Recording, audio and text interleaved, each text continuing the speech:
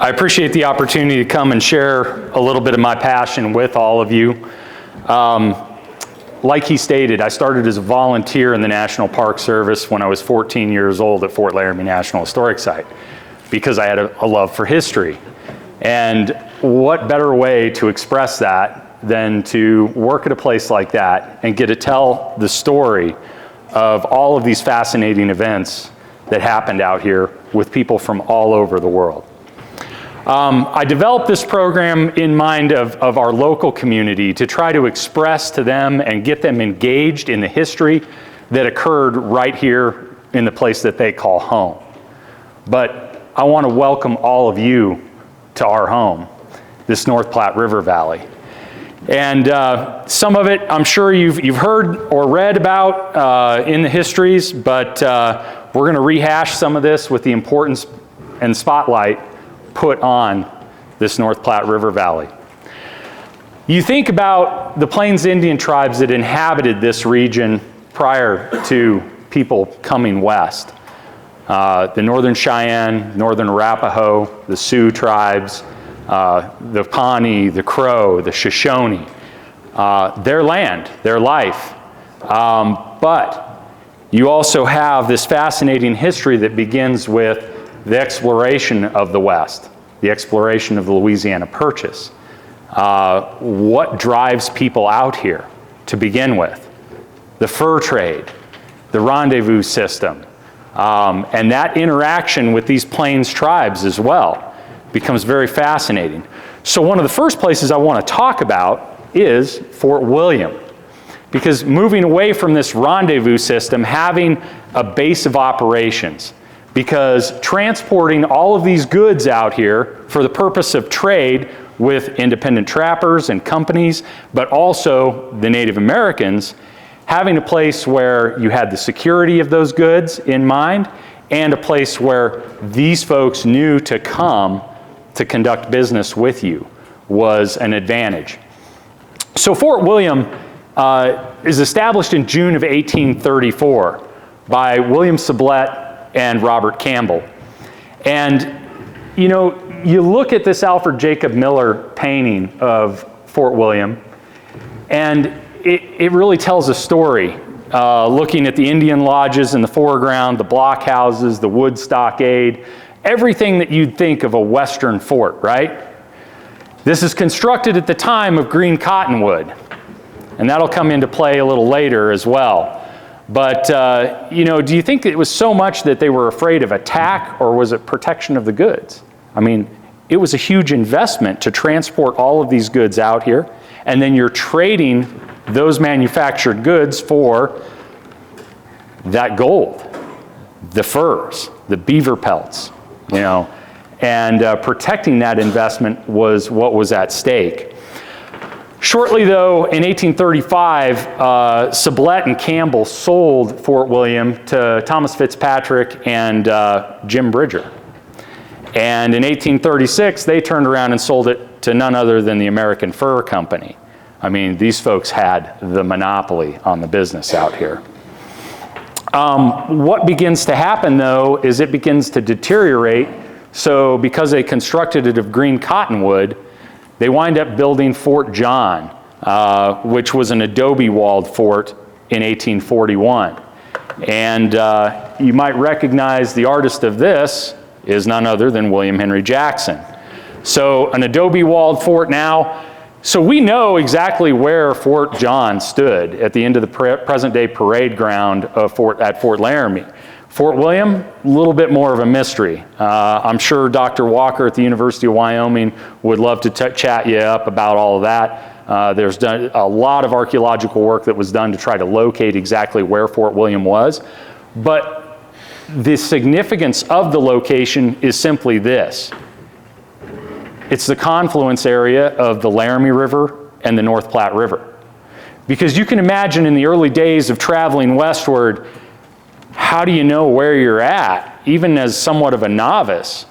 Well, your rivers are your locations. You know, as you travel that North Platte River and you come in view of Laramie Peak about 40 miles off in the distance, And yet here comes another stream flowing into the North Platte River, that Laramie River. Well, we now know we're in the vicinity of Fort William, later Fort John. So it was like an early address, so to speak, and location. The significance of that as well, I find it fascinating how many things in the state of Wyoming take the name Laramie. From who?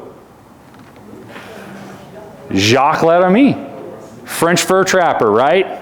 What do we know about Jacques Laramie? Very, very little. We know that about 1819, 1820, he was killed along the banks of the river that would take his name by Indians. Now, I find it fascinating that from that you have a river named after him, a peak, a fort, a county, Laramie City, Fort Laramie, the town of. You get where I'm going with this? The Laramie Range. Even Dodge has the Laramie Edition pickup. I mean, all after a guy that, what do we know about him other than he was killed? Fascinating. But maybe that's on to the next generation to find that missing link and document of information that will expand upon our knowledge of who Jacques Laramie was. Just a little side note that I find fascinating. So this business continues on under the guise of the American Fur Company. And you know, a lot of money was made throughout that period. It made and broke people during that time period. I already mentioned Sublette, Campbell, Bridger, Fitzpatrick. And through all of this, these gentlemen are learning more and more about the West. They're learning more and more about the routes to traverse the West. They're learning more and more about the tribes and their interactions. And all of that is going to come into play when what? That mass immigration of people come to places like Oregon, California, and so forth. I just find it fascinating because, like I said, having grown up in this river valley, those people who were, you know, myth and legend to me as a kid, that they came through this very corridor. They stepped foot in some of the same places that we traverse today. That is fascinating to me. And it becomes fun to learn more about the history.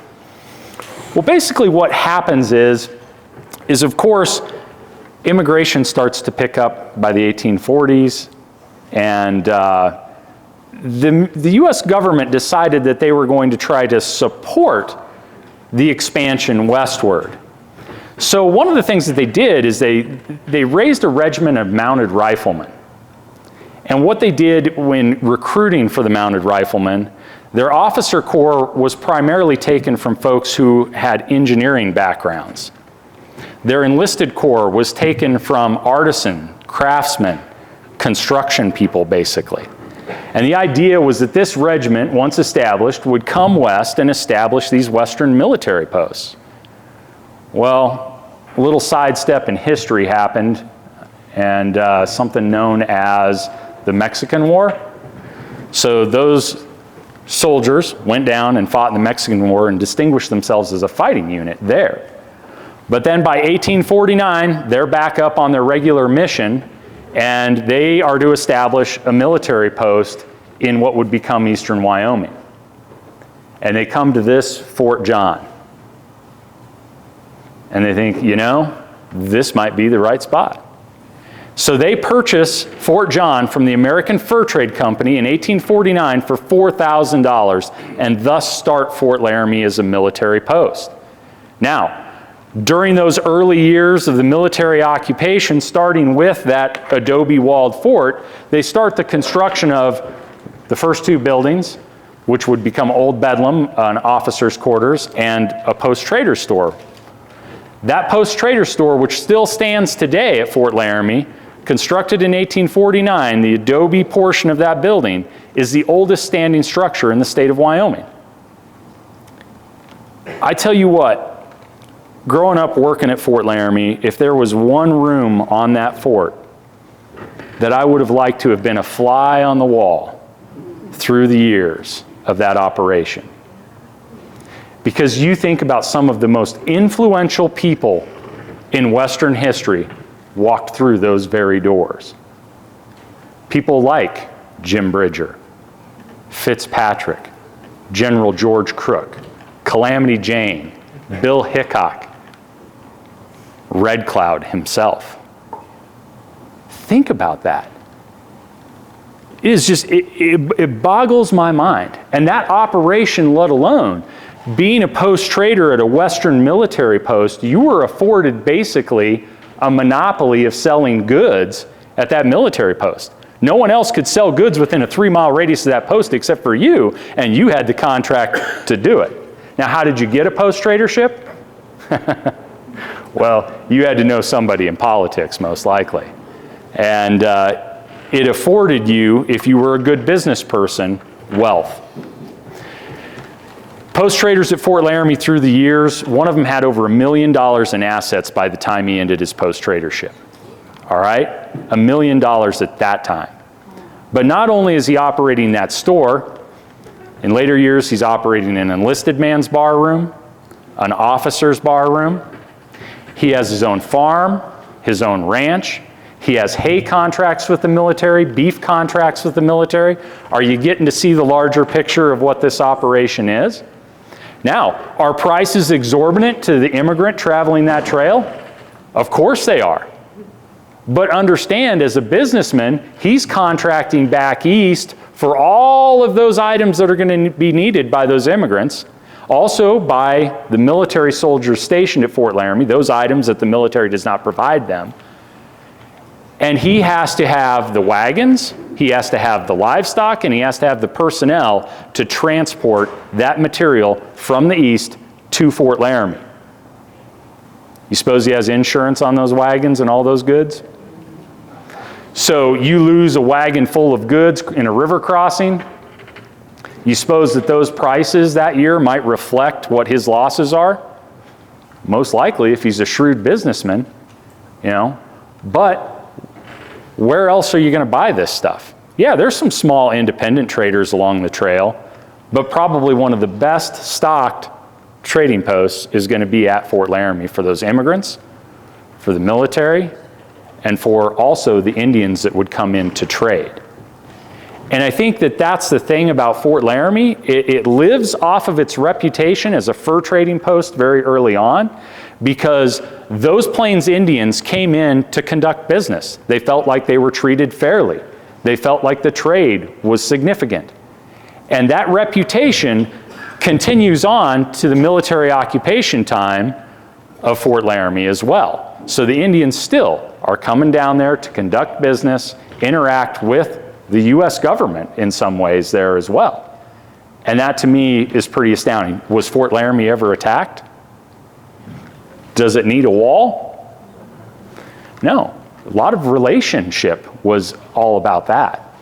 And you think about the totality of operations. I'm gonna step ahead just a little bit, because this photograph here is basically the fort in 1876. 1876 was a pretty busy year out west, wasn't it? When you think about the Powder River campaign that early spring, to then the fight at the Rosebud, to the fight at the Little Bighorn, and Fort Laramie being a hub center of all this activity for smaller military posts throughout the region, its importance cannot be downplayed in operations out here. So the height of Fort Laramie's existence in 1876, there are 700 men stationed at that fort, and stuff continually coming and going in and out of that fort on up to Fort Fetterman and other locations, being that hub center. There was an interesting primary resource book I read a while back, and forgive me, I can't think of the author's name, but it's titled Hard Knocks. And it's a little fantastical, but what he states in there about, he basically says the true importance of Fort Laramie to those immigrants that traveled west cannot really be put into words, but only emotion. Think about that. You're traveling west through this country. You know, when you break off the Platte River route and start up this North Platte River route, things start to change, right? You have things like Courthouse and Jail Rock, Chimney Rock, Scotts Bluffs. Things that these people had never seen before. You think about it, if you're coming from the eastern United States, if there's topography, what's it covered in? Vegetation. So think about how dramatic this landscape was for those people. The desolation from Fort Kearny to Fort Laramie to Points West. What this place offered in a brief respite to fix your wagons, resupply, trade for fresh oxen, purchase that other oxen. You know, it just, I don't know, you know, truth be told, how just important that was to the overall immigration of people westward. It's pretty fascinating to me. And you think about being the average immigrant traveling on the trail, and you come into Fort Laramie and you've got 2 worn out oxen, a yoke of oxen that are worn out. You go into the post trader, he says, all right, I'll take your 2 worn out oxen and give you 1 fresh oxen. The other one's gonna cost you anywhere between $40 and $60, depending upon time period. You know, that's expensive. And what's this post trader gonna do? He's gonna take your 2 worn out oxen out to his ranch, get them fattened up, healthy again, and then that next group of immigrants coming in, think about the profit margin right there alone. Consummate businessmen. Let me see if I'm missing anything here. I'll refer to my notes just briefly. I don't think so. I think we're on to the next thing. The 1851 treaty. Initially to be held at Fort Laramie.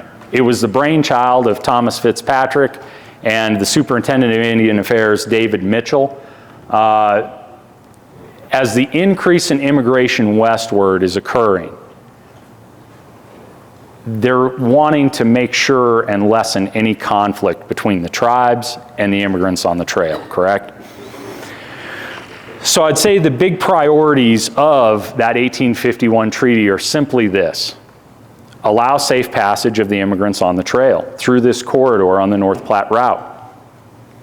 One of the objectives of doing this, or how do you do this, is a component of this treaty is to end intertribal warfare. Because not all of these tribes got along with one another, correct? Were the Crow the friends of the Sioux? Were the Pawnee the friends of the Cheyenne or the Sioux? You see what I'm saying? And this had been going on long before our arrival. So, one of the basic tenets was to try to end that intertribal warfare. Getting the involvement of people like Jim Bridger, you know, and other frontiersmen who had connections with these tribes, bringing them into Fort Laramie. Now, the idea of the U.S. government is we're going to invite these chiefs to come in and sign this treaty. Well, who is the chief? You know, kind of a decentralized culture in some ways amongst some of these tribes. But also, do the chiefs travel alone? No. They bring all of their people with them. So as these Indians begin to descend upon Fort Laramie, it becomes very evident very quickly that the few troops that are there and the supply of grass in the vicinity of Fort Laramie is going to be used up pretty quickly. So the idea is we've got to find another location to move this to. We've got to find some place that would be appropriate to have this many Indians in one area and conduct these treaty negotiations. So they decide to move it to the east on a little creek that is just off of the North Platte River between present-day Henry and Morrill, Nebraska, probably about 7 miles as the crow flies from where I grew up on my family farm, and that being the largest gathering of Plains Indians ever. Now think about that, right here in this river valley. The largest gathering of Plains Indians ever. Who did you have here? You had the Cheyenne, the Sioux, the Arapaho, the Crow, the Assiniboine, the Mandan, the Hidatsa, the Arikara, and the Shoshone. Not all of those were supposed to be here, as a matter of fact. The Shoshone were not in the government's mind of being the attendees, but Bridger made sure that they were there. Bridger actually armed those people as well prior to their arrival, because he knew the Shoshone would be traveling through the hostile territory of their enemies, the Sioux. And incidentally, even before the negotiations began, as the Shoshone start to ride in to Fort Laramie before it was moved, of course the hackles of the Sioux and Cheyenne get up. And I just think it's fascinating that the grief expressed by the Sioux for their loved ones who were lost to the Shoshone, and also the temperament of the Shoshone too towards them. A Sioux warrior mounts his horse swiftly with bow and arrow in hands, begins to charge towards that long line of Shoshone warriors riding in. You know what's about ready to happen. Luckily, one of the interpreters realizes what's going on. He swiftly mounts his pony and takes off after that Sioux warrior. Drags him off, catches up to him, drags him off of his horse, disarms him, and stands over him. And there's old Jim Bridger off to the side kind of chuckling to Percival Lowe, who was a soldier out there with the dragoons. And he says, those Sioux would have been in for the fight of their life. The Shoshone might have been outnumbered, but I armed those Shoshone. They had more weapons, more rifles, and weapons available to them than the Sioux. He says, you poor dragoons, he says, you wouldn't have much of a showing here. And had this all taken place, there wouldn't be room down here to walk for dead bodies. Think about that. That's how you start out a treaty right there. Now, how close it could have been to something completely different, you know. In return for the safe passage of the immigrants on the trail, the U.S. government was to provide to these tribes $50,000 in annuity goods for a total of 50 years. Sounds like a pretty good deal. Incidentally, right away, the government was like, nope, we're going to cut that back to $10,000 for 10 years, with the ability to maybe extend it if everything's going well. Now, here's the thing I can say about treaties out here on the frontier is, and just the overall conflict that occurred out here. You imagine these cultures, these Plains Indian tribes, of which were what? Hunter-warrior societies? How do you make your living? Your prowess as a hunter and provider for your tribe, your ability in combat against your enemies, your ability to steal horses from your enemies. Now, you add the immigration of folks westward on the Oregon-California Trail. What are we? We're just another supply of horses, mules, basically loot. This cultural conflict that goes on, it's like two steam locomotives set on the same track headed for each other with no diversion. I don't know how you fix it. 1851 treaty, you tried to end intertribal warfare amongst these tribes. Is that going to be possible? No. Because once again, by doing that, if those tribes were to follow that treaty to the letter, what does that do to their culture? What does that do to the men in that tribe? That chief that signs that treaty, this is kind of my analogy. You ever watch The Sopranos? You know, the mafia. Tony's a made man, right? He's already there. He's arrived. But what's below him are all these younger guys who have yet to prove themselves. So they're out doing those things that maybe Tony doesn't necessarily approve of, but gains them notoriety. Don't you suppose that's the same for the young men of those tribes? This chief is a made man. He's already established himself through his ability to lead and conduct warfare and provide for his people. But what about all these young guys? So what's the reality of being able to stop intertribal warfare? Probably ain't going to happen. But that 1851 treaty, if there's one thing I want you to understand about it, how many of you remember on the national news about, I don't know, 2013, 2014, Dakota Access Pipeline going across reservation land? Yeah, so there I am preparing to leave to go up there to support the Bureau of Indian Affairs up at Standing Rock as a park ranger. And I'm watching the national news, and right there at the bottom of the screen it says 1851 Horse Creek Treaty. Well, folks, is this not a living document today in how the United States government interacts with these tribes? Of course it is. Of course it is. And I think that's what's fascinating. That's what we need to understand, is that that treaty just 12 miles down the road here, that largest gathering of Plains Indians ever, is still significant today. That's awesome. Now, shortly thereafter, the Grattan fight, or massacre, August of 1854. So you've probably heard of the cow that strayed from the Mormon wagon train in the vicinity of Conquering Bear's village.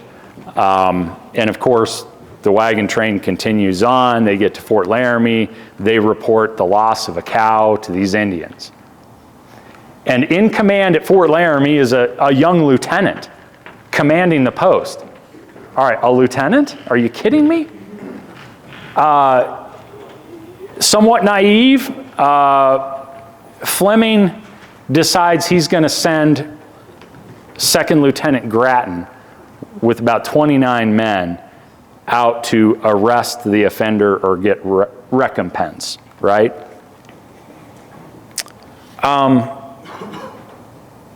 Grattan. I think that, incidentally, the lack of understanding of that 51 treaty by these military men as well. Was it the job of the militaries to go handle that? No. It should have been put to the Indian agent to settle all of that out. But Fleming engages Grattan in this.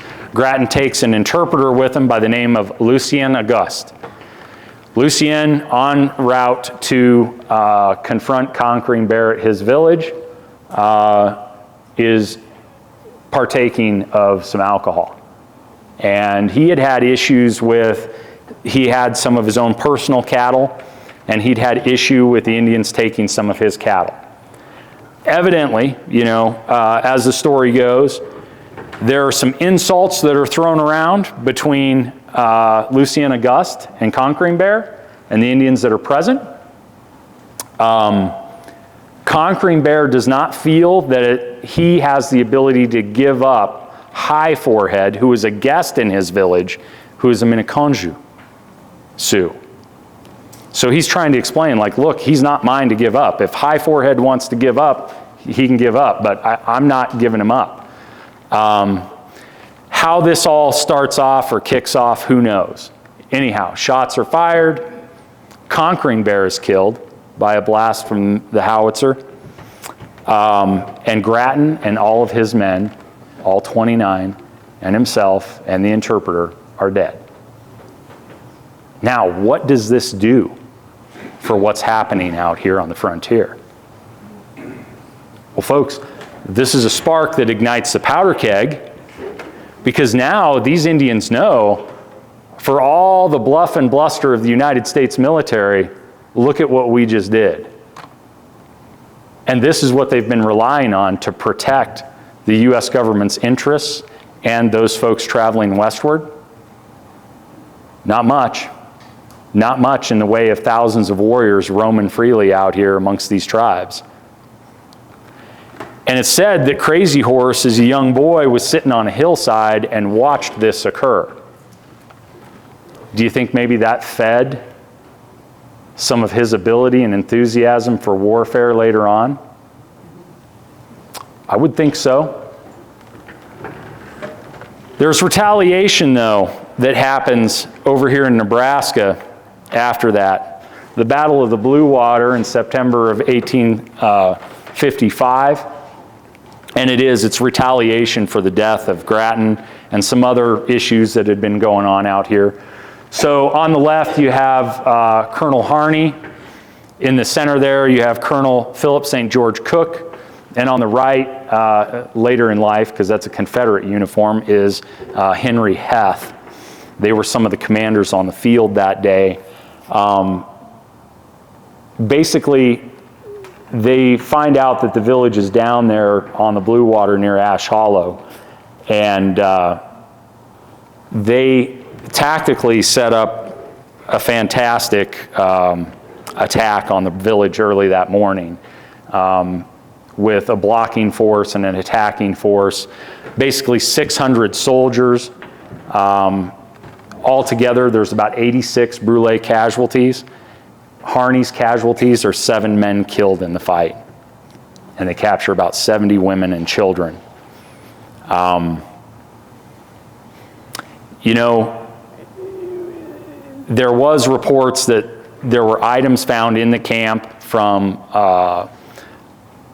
some mail that had been intercepted from an attack, and also some uniform items that might have come from soldiers of the Grattan fight, but direct linkage, not necessarily there.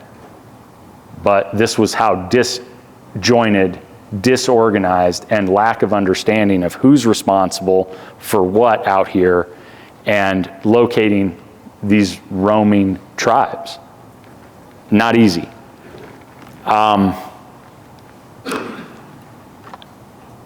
Harney got the nickname the Wasp after that because of his sting, how his sting could be felt. This event doesn't happen in this North Platte River Valley, but it sets up a lot of what will happen, okay? One of the books that really captivated my imagination as a young man, that really shed light on the importance of the history that happened in this valley, was a book by Eugene Ware called The Indian War of 1864. That book, when I read it, Eugene Ware was a young lieutenant out here on the frontier. He saw some of this stuff taking place around him. He was a student of the people around him, in particular the Indians as well. And I remember reading that book and being able to know exactly where he was in this valley by the land formations he was talking about. And I thought, man, that's cool. You know, this happened in 1864, and I can look out there and imagine he and his contingent traveling through this area, and this was his mission. Well, this Sand Creek Massacre in November of 1864, you want to talk about basically what got the fire raging out here from that spark. 425 men of the 3rd Colorado Volunteer Cavalry attacked a village at Sand Creek, Black Kettles Village. The military was under the command of Colonel John Shivington. Even amongst the soldiers, they knew what had happened was wrong. They attack this camp of Black Kettles. They kill about 133 Indians, 105 which are women and children. And they are celebrated immediately out on the frontier, but then the truth starts to come out and controversy begins to develop. One of the witnesses, an Army officer who was speaking out against what had occurred, he mysteriously is murdered. So what this does though, this basically, word spreads amongst these Plains Indians tribes, so now they're infuriated. So attacks increase on white settlements out here, farms, ranches, towns, and now the military's having to deal with the outcome of this. So these Cheyenne, they move north and they attack Julesburg, sacking it. Whoop, I just lost my microphone here, kinda. On January 7th of 1865, but then they return on February 2nd and basically burn Julesburg to the ground. But in that, a telegraph goes out and is received at Mud Springs Telegraph Station, which is north of Sidney, Nebraska. And from there, the telegrapher there sends a message immediately to Fort Mitchell, which was just on the other side of the pass here at Scotts Bluff, on the other side of the bluff, and to Fort Laramie. And they're requesting assistance at Mud Springs because basically they know these Cheyenne warriors, who they're estimating are anywhere between 1,000 and 2,000, are headed north. They're going to come right across Mud Springs. At Mud Springs, what is there, 9 soldiers and 5 civilians manning that station versus low number, 1,000 warriors. So you can imagine immediately troops leave Fort Mitchell headed to Mud Springs. There's an initial contingent of warriors that kind of press Mud Springs on February 4th, and overnight and the next morning of the 5th, early in the morning, troops from Fort Mitchell arrive. About 36 soldiers arrive. Now, that 36 soldiers allows them to hold off the attack, with then later, on the arrival on the 8th, of the contingent from Fort Laramie. I think Colonel William Collins had about 120 men with him that arrived, and they're able to successfully defend that telegraph station. Amazing. But you have to think that those Cheyenne warriors knew also that if it's not purely to our advantage, we'll move on. And what were they doing the entire time they're fighting this group at Mud Springs? They're allowing their women and children to move on past. So really the fight is what? It's a delaying action to allow the women and children to continue on. Collins decides though, wow, you know, this was a huge problem here, and we know where the Indians are. And these are perpetrators of Julesburg and Mud Springs. So we're going to follow them up. Well, one of the things you have to stop and think about is the conditions that these soldiers and the Indians were moving in February. We're talking about sub-zero temperature. Imagine a forced march from Fort Mitchell to Mud Springs, or even worse yet, Fort Laramie to Mud Springs. What are we looking at? Almost 120 miles in sub-zero temperatures? That would be miserable. There were a number of these soldiers that suffered from frostbite. As a matter of fact, when Collins got to Fort Mitchell, he left some soldiers there because they were already severely frostbitten and continued on. But now he decides, I'm going to take the fight to them. I'm going to follow these Indians, and we're going to instigate a fight. Incidentally, I think he has under his command somewhere around 140 to 180 soldiers. And once again, you're facing a component of the Cheyenne Indians that is anywhere from 1,000 to 1,500 warriors, depending upon who you read about this. I can't imagine taking that force up against that many warriors.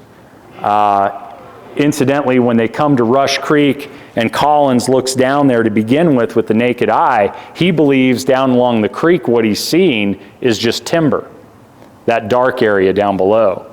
Once he gets his binoculars out and looks down there, he realizes, ooh, no, that's the Indians. Initially, he was going to try to press the attack on him. Some of his other officers were like, whoa, hey, Collins, we don't know about this. And by that time, the warriors noticed the presence of the military. They circle back and begin to attack. Collins had just enough time to basically get into a defensive posture and fight, trying to dig entrenchments in the heat of the battle, trying to repel this onslaught of warriors. He had a field piece with him, a howitzer with him, and that was one of the things that they attribute to basically successfully holding off that attack. But in the end, military casualties are 2 killed, 9 wounded, 10 suffering from frostbite. But they were lucky. There was a soldier's account of this, and he said, fighting these Indians, it was like getting a tiger by the tail. The problem was trying to figure out how to let it loose. And I can't imagine. I mean, I think about the disadvantage that some of these soldiers were at altogether, just in the numbers game. And that astounds me out here. From the small group of soldiers that were posted at Fort Laramie when 15,000 Indians showed up in 1851, to then during the 1860s, a lot of volunteer soldiers out here manning these western posts because what? The U.S. regulars were back east fighting the American Civil War. With what I've presented to you, this is not inclusive of everything that happened here. These are some of the high points and some of the interesting things that occurred. But I know over the next few days, you're going to have an opportunity to go and see and experience some of these places. Some of you may go to Ash Hollow. Some of you are going to go to Fort Laramie. Some of you are going to see some of these segments of the trail, which these very people traversed. And don't let that be lost on you. Think about how amazing it is that we get to experience these places where these great people came before us, exploring, learning. It's outstanding. I guess kind of in closing of this is, I want to say this. We have something very special in the United States of America, in our national parks and monuments.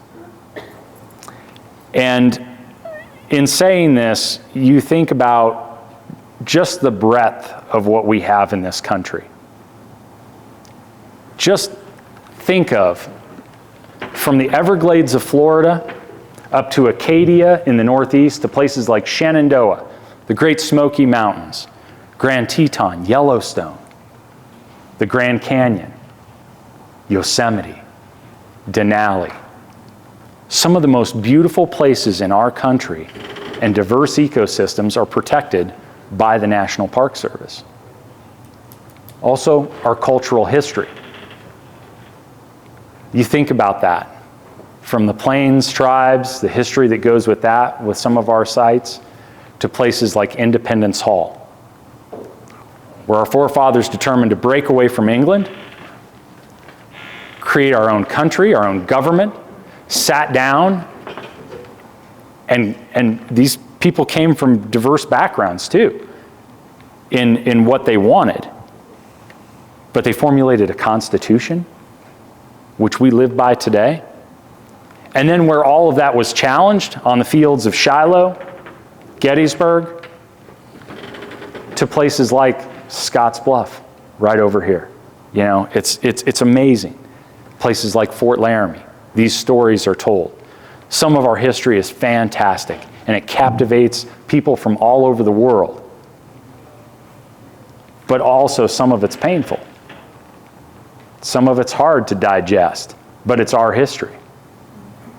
My point in telling you this is simply this, is that what I want you to understand about this is that these places, they belong to you. They belong to everyone. Folks, from my very first day as a volunteer when I was 14 years old, I looked around me and I saw the Rangers going about their work. And I knew that that's what I want to do someday. And I think for a 14-year-old kid to have had that experience, that epiphany at that age, a lot of my counterparts that I was raised with and went through school with, they see me today and they're like, man, you always knew what you wanted to do, and here you are doing it. And I count myself lucky. But part of it is that interaction with people like yourselves, the visitors that come to experience these special places. And as a Chief Ranger in the National Park Service today, the only thing I ask of you is simply this. Please, come and enjoy these places. Okay? Enjoy these places. Respect these places. And care for them. And I know you do, or else you wouldn't be here, because this organization is kind of part and parcel doing the same thing for a portion of our history.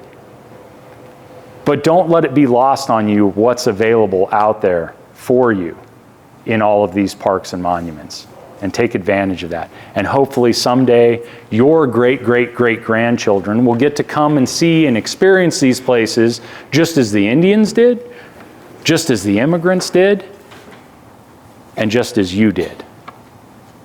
That's that future generations component. But just remember, enjoy, respect, and care for. All right, thank you so much. If you have any questions,